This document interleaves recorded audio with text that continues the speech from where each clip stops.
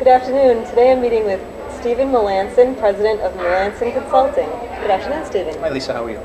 Doing fabulous, thank you. Can you tell us a little bit about Melanson Consulting? What my job is as a consultant is to teach organizations verbal branding. And that's two things in general. Number one, it's a spoken application for brand positioning. And it's also what I refer to as a redefined foundation to build a brand from the ground up as well. Both of them seem to be unique in the world. The spoken application in particular, because what organizations don't do, even if they've done a large branding initiative, is they don't really have a way to filter it all the way down to what people say.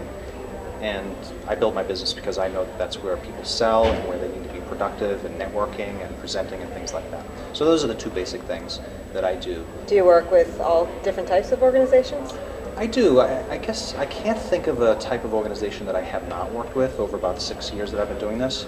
But recently I've been working an awful lot with financial services sector companies, be it insurance or wealth management or banks, things of that sort. That's where I seem to be heading with my business. Do you see verbal branding as an important, something that nonprofits need as well? Well, absolutely. I really don't differentiate too much between what a nonprofit needs to do in terms of how they position themselves in the market, how they get attention, how they can differentiate themselves. And I like the word differentiation because regardless of what type of organization it is, they need to differentiate from their competition. And I've only met one or two people, even in the nonprofit sector, that don't think they need to compete, because they do.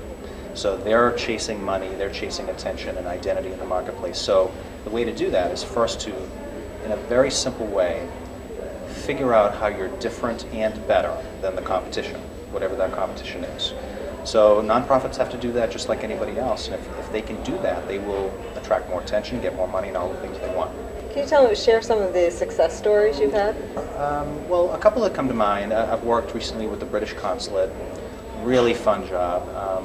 Basically, the British consulate has an arm that's economic development, and they call it UKTI, United Kingdom Trade and Investment. And I worked with them about a year ago, and then through the present time. And we did what I normally do with organizations, which is we figure out what their positioning is in the market and teach them the verbal application so that every time they speak to somebody, they know exactly how to orient that conversation and manage the conversation, if you will. So I worked with them starting about a year ago, and they're one of my best successes because they're absolutely killing their numbers. And they're growing leaps and bounds more than they thought they would, and they've taken to the ideas that I've taught them very, very well. In fact, I use a quote from the head consul, she's called, at the consulate in Boston. She says, verbal branding has fundamentally changed the way we think and feel about what we offer the marketplace. So it's worked out very, very well. And they're all on the same page. That's the thing. That's the goal, is to have everybody on the same page in terms of how they think and feel about what they do and what they offer the market and how they can talk about it in a unified way. I also worked with Sovereign Bank a while back, and one of my best quotes is from the gentleman there who said, and this was back to the end of 2008 when the market crashed. I had worked with them starting a few months ahead of them. And he told me that not only does verbal branding work phenomenally well, those are his words, not mine, because they were selling very, very well with the team that I worked with. But he also said that it helped them speak in such a way to their clients that clients weren't as apt to pull their money. At that time, a lot of clients at banks literally were considering pulling all their money, sticking it under the mattress. And they didn't do that. He said that the verbal branding platform that we worked on together actually helped them with that they kept many more of their clients than they would have compared to their competition. Okay, so it's not just in a sales or fundraising where it works. It works in retention, thought processes. Yes. I really appreciate what you said at the beginning there about helping you to manage conversations. Yes, I talk about that a lot. And to me, the way business is done or the way a nonprofit has to operate, it really comes down to when someone's speaking to someone. So how do you manage that interaction? And are you just trying to sell them something? Or are you actually branding yourself to be different than the competition and because of that difference, a better option?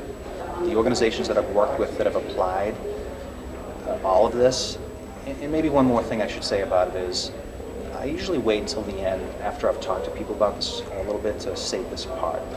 But at the end of the day, what it really truly is, verbal branding, is it's a platform to think and speak.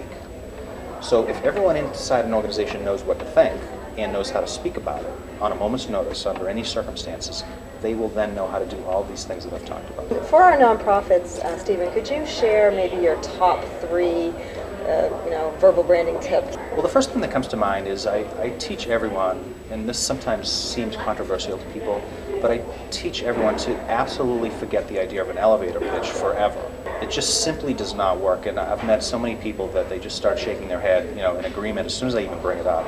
Because I've talked to people that have been working on this for 30 years and still can't figure it out. My point is that they inherently don't work. Verbal branding replaces all that, but on that point, people should know that the elevator pitch mindset in and of itself is completely wrong, in my opinion, and I see evidence every day. And more importantly than anything is it really isn't part of a strategy that has to do with a brand and differentiation and positioning. It's really just a sales tactic that really doesn't work very well. Number two is, in nonprofits as well as anywhere, people should know that if they have any more than one or two positioning ideas or concepts that they're trying to use, they will not have the impact that they need. I've studied this from my own experience of maybe 25 to 7 years of sales experience, for instance. People simply do not remember or absorb more than a couple things when you speak to them or when they read a website. So the rule for verbal branding, at least, if not in general for branding, is you cannot ever have more than one or two ideas that represent how you're differentiated in the market. And I guess the other point I'd make is, and this is really critical, is most times when people internal to organizations like nonprofits or any kind of organization, is they always orient what they do towards the outside marketplace, which sounds fair enough on its face. But what they really should do is derive all their education internally first. So I always talk about density from that perspective as well, is to create density internally within the organization first, before any marketing or sales activity goes on based on a new brand. So think of it this way, if every single person within an organization knew, in complete simplicity, why they were different and better than the competition, they knew how to think about it, they knew how to articulate it verbally if they needed to, that will drive cultural changes, positive cultural changes within the organization.